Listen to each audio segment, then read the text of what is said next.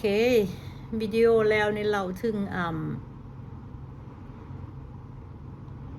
ข้าเจ้ามาเล่นไพ่อยู่โต๊ะค่อยเนาะค่อยเป็นคนใหญ่ไพ่พัดนี้ข้าเจ้าเสียเงินเป็นหมื่นดอลลาร์เงินเมียเราให้ไปเข้าธนาคารไปใส่เฮ็ดใส่นี้ใส่ยังกับบ่ฮู้ข้าเจ้าล่ะเสียแล้วเขาจะมาข้อคืนผู้ใส่เม็กซิกันคนนั้นให้เรานั่งให้แล้วข้อเงินกับบอสค่อยคืนวันนี้ข้าเจ้าก็คืนให้บ่ได้ค่อยเสียใจเพราะก็เลยออกจากงานก็บ่เฮ็ดงาน บ่ไหวแล้วเพราะว่ารู้สึกบาปในใจเจตนาหรือเจตนาค่อยก็บ่ฮู้ค่อยก็เฮ็ดเวียกตามภาษาค่อยแต่มันก็เกิดขึ้นแล้วมันก็เป็นบาปอยู่ไสบาปอยู่ในใจตูนี่แหละตูหับบ่ได้ตูก็ออกมาแล้วรู้สึกมันบ่ปกติก็เลยบอกพวกก็พาไปหาหมอบางควดเบิงได้ลูกแฟตมันเนี่ยได้ pregnant หมานทองค่ะนะแฟตบัดนี้มาถอดเรื่องหมานลูกแฟตที่เราให้ฟังพี่น้องเอ้ยทุกบ่ทุกใจวันเนี่ยกายหันสบายพวกหันเอาใจใส่ทุกอย่างกมแพ้ก็ได้ พวกเก่าก็พวกใหม่คนละเรื่อง ฟ้ากับเหว พวกเก่าหันตอนค่อยทองแต่ละเทือหันโอ้โหดังให้อยู่ผู้เดียวบ่ได้เคยห้ายังให้กินดอกออกดูกับบูฮูอยู่แจ่ใดห้าบ่เจอโอเค บุญวาสนาเขาเอิ้นหน้ามือเป็นหลังเท้าหน้าเท้าเป็นหลังมือค่อยโบหูเว้าคนละเรื่องฟ้ากับเหว ออกดูออกอยู่ผู้เดียว เจ็บก็เจ็บอยู่ผู้เดียวออกลูกซ้ำเถื่อนนะบัดผู้นี้อยู่กับผู้นี้ไปดิ มาได้พวกอเมริกาเบิ่งดีคักบ่คัก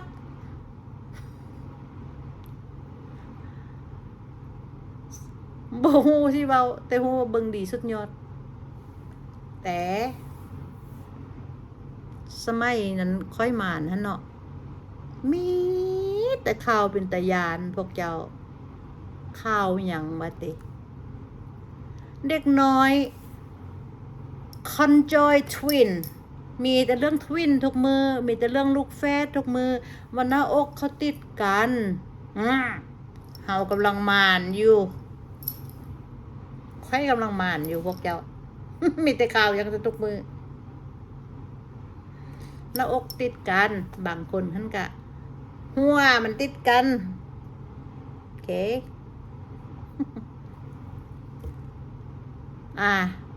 บางอันก็ออกมาก็เป็นซ้ำค่าซ่องโตซ้ำค่าติดกันโอ้พี่น้อง คักไฟ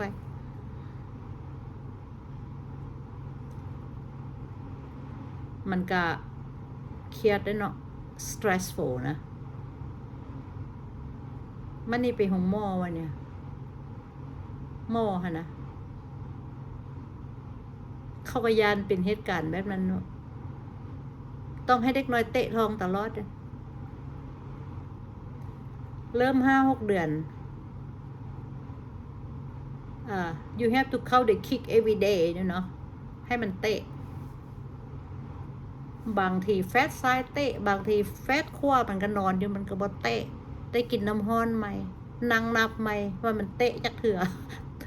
แต่ละมือบริเฮ็ดย่างนั่งนับลูกแฟตเตะทองตัวเองโอ้คักได้ชีวิตตู มีลูกมา3 เดือนบ่เคยนั้นเนาะ มีลูก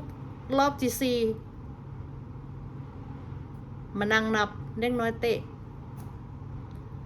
บางทีในผู้อ้ายมันเตะแหงโอ้มันก็เตะแหงได้แฟตผู้มันแหงมันเตะตีนดุ้งออกมาเห็นหอยตีนมัน พวกเจ้าเคยเห็นมาลูกหอยตีนลูกออกมาดุ้งออกมาคือมันสิออกมาจากอัน นั่งค่อยนะดุงออกมาตีนน้อยออกมา ก็หักกันแหละเนาะลูกแฟดบ่เคยมี แต่ว่าก็โอ้สเตรสพวกเจ้าเอ้ยนั่งเตะบางทีนะมันก็นอนเนาะต้องกินน้ำฮ้อนปลุกให้มันตื่น แต่ก็เว้านำเด้เว้านำลูกแฟดนะออกมาก็เป็นลูกเทวดาแล้วโอ้คักเลยลูกไปนี่ใช่ดีเด้อซ่องแคทเขาก็เอิ้นแองเจิล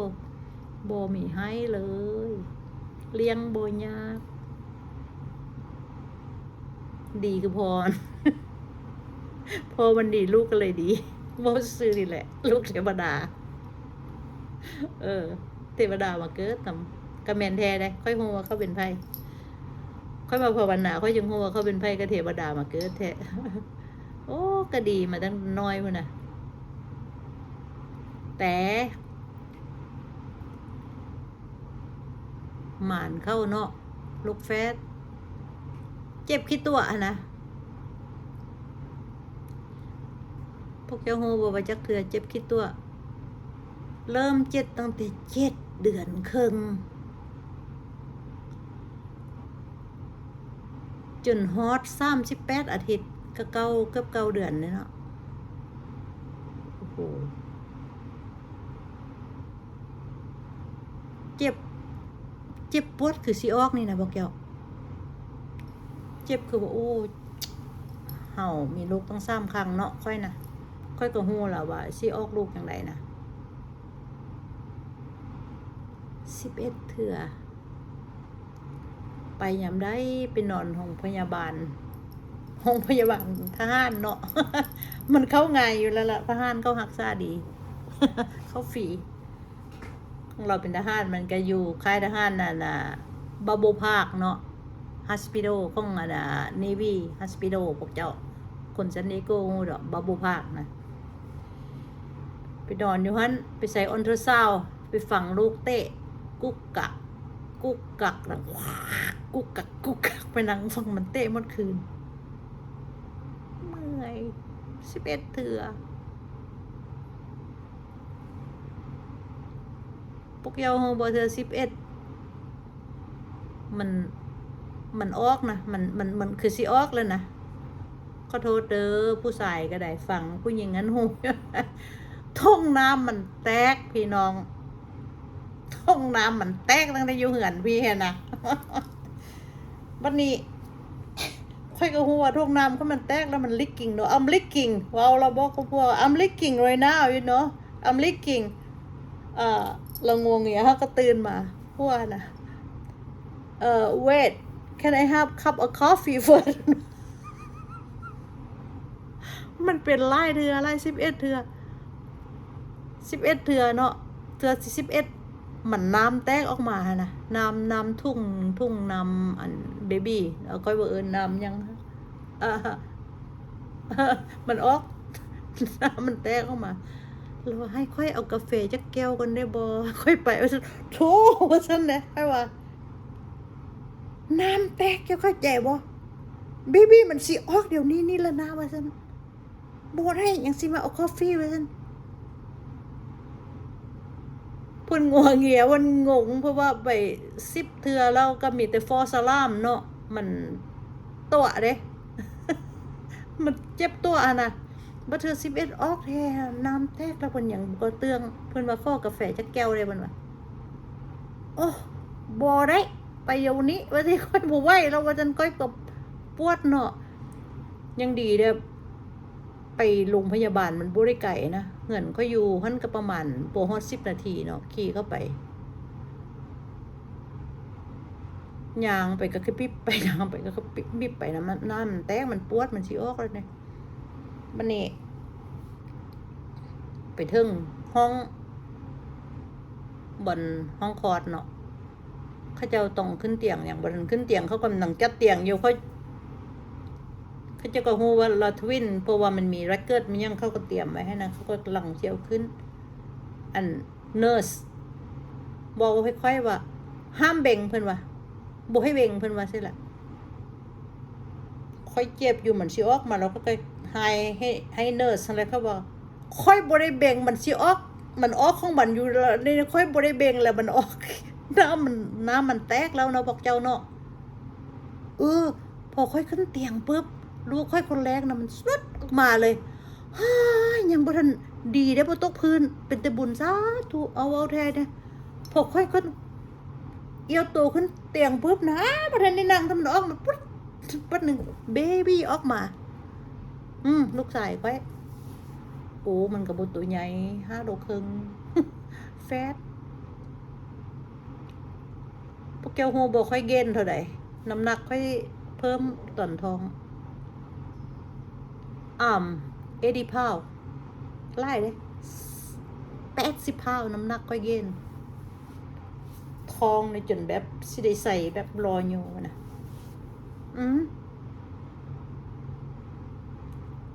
บัดนี้แฟตออกมาแล้วเนาะผู้อาย มันคือสิมันกั้นใจดำน้ำ มันบ่ไหวแล้วแฟตนะพอแฟตผู้อายมันออกมาชุดแฟตมันกับหัวกับตีนก็พวกเจ้าโฮแม่นบ่พวกแกโฮแม่นบ่ผู้หนึ่งหันเอาหัวออกผู้หนึ่งเอาตีนแหย่งออกไว้จังซี่ได้มันบ่ออกมาเด้อผู้ที่ซ่องนี่ ผู้หนึ่งหันโอ้บ่ไหวแล้วมันโดนแล่นปุ๊บแล่นเด้งอยู่เนาะ like it or not here I come มาแล่นปุ๊บมันออกมาพร้อมกระยาแล้วแม่เอ้ยค่อยออกมาแล้วว่าฉัน ค่อยบ่ไหวค่อยกันใจแล้วมุดปุ๊บออกมาผู้ที่ร้องมาเนี่ยโอ้ไปหย่อมออกตีนแยงไว้คักหนึ่งโหดคายกันได้ตีนนี้ยันไว้จังสิตีนนี้จังสิโอ้หม้อโอ้โหยุ่งเราบัดเนี่ยหม้อพอดีหม้อกระหม้อทางห้านเนาะเราก็ยังนมอยู่ประมาณ40หม้อคนดำก็เก่งเลย เราว่าอย่างไรเขาบอกกิฟมีสลัดสปูนด้วยนะฮะเอาสลัดสปูนไปเฮ็ดยังบัดเนี่ยสิเอาบวงอันไม้คีบสลัดนั่นน่ะ มาคนได้ยินก็ตกใจสิไปเฮ็ดยังกับค่อยนี่ว่าซั่นไม่ว่าโอ้ยมนุษย์นี่ว่าสิเอาอันคีบสลัดมาเฮ็ดยังว่าสิแหละวันนี้ผมหม้อหั่นอันนั้นไปนะเราสลัดเด้เราเว้าจังซั่นให้ค่อยแบบไปตกใจไปสนใจว่าเจ้าสิเอานั้นมาเฮ็ดค่อยจังได๋มันก็เจ็บตัวเนาะเราแบบอันน่ะเบนเบี่ยงความสนใจค่อยนะค่อยฮักกะฮู้ทันเรา ตอนแรกค่อยบ่ฮู้ทันเราเด้เราน้ำหม้อคนดำเนาะเก่งๆสุดยอดเลย thank you doctor เราเบี่ยงเบนความสนใจค่อยหันหน้าไปแล้วไปเบิ่งทำท่าเด้เนิร์สก็ไปพูดอันอยู่แจฟ้าเพิ่นกำลังไปคว้าอันน่ะเล็กดึงอันน่ะออกมาใครบอกโธ่แย่นี่เข้าไปก็เจ็บตัวน้องพี่น้องว่าซั่นก็ว่าจะสิมาเฮ็ดหยังก็ค่อยว่าสิล่ะบ่ได้ว่าซั่นบัดนี้หม้อหั่นน่ะสลัด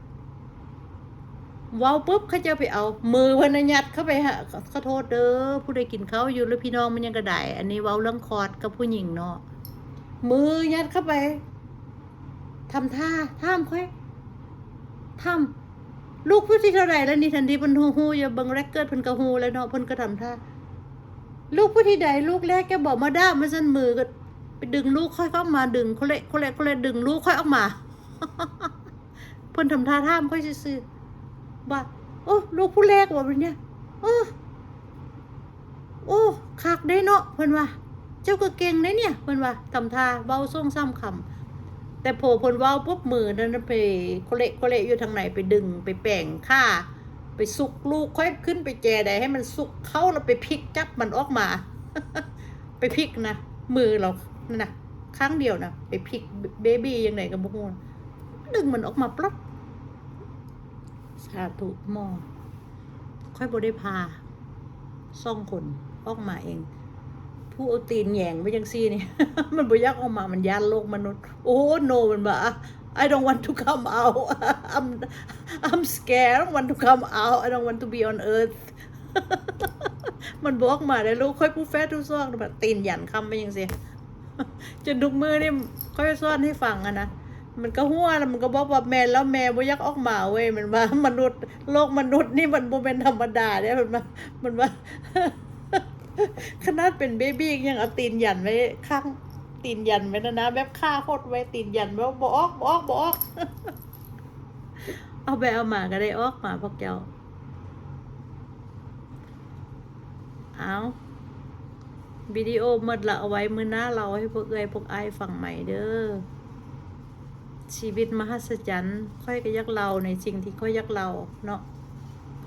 มันก็มีทั้งทุกข์ทั้งสุขปะปนกันไปเอาไว้ให้เป็นธรรมทานข้อดีพวกพวกอายก็ไปฟังเอาข้อบดีก็อย่าไปถือซ่าเด้อเพราะว่าตูก็ยักเราชีวิตซื่อๆเพราะว่าค่อยก็ฮู้ว่าพวกพวกอายก็มีประสบการณ์มาคือกันคนเฮานะทุกข์มาคนละแบบอันนี้ทุกข์ตามประสาทตูมันมีทั้งทุกข์ทั้งสุขขะคนกันไปเรื่องอย่างสิยาวหลายและเรื่องมหัศจรรย์ไม่ยังนี่ก็หลายตูก็ข้ออย่างเดียวข้อให้พวกพวกไอ subscribe ให้ตูให้มันฮอตจัก10,000no like 1,000 subscribe เนาะเพราะว่าตูสิได้เปิดสร้างรายได้แดเพราะว่าตูก็เกษียณแล้วมาอยู่นี่ตูมักเฮ็ดบุญ บ่แม่นมาเว้